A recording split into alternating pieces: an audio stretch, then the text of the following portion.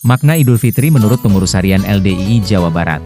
Merayakan Hari Raya Idul Fitri adalah puncak kegembiraan dan kebahagiaan seorang muslim ketika menyelesaikan ibadah puasa selama 30 hari. Namun esensi berpuasa tidak hanya pada kegembiraan Hari Raya, tapi bagaimana kita melanjutkan kebaikan amal soleh kita selama bulan Ramadan di bulan-bulan berikutnya. Oleh karenanya, mari sama-sama kita jaga nilai-nilai baik puasa ini di bulan-bulan berikutnya.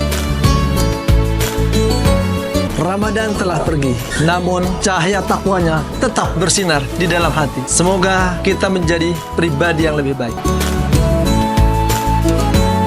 Seperti fajar yang menyingsing, semoga Idul Fitri membawa kedamaian dan kebahagiaan untuk kita semua. Idul Fitri bukan hanya akhir dari Ramadan, namun merupakan awal dari kehidupan yang lebih baik dan lebih bermakna.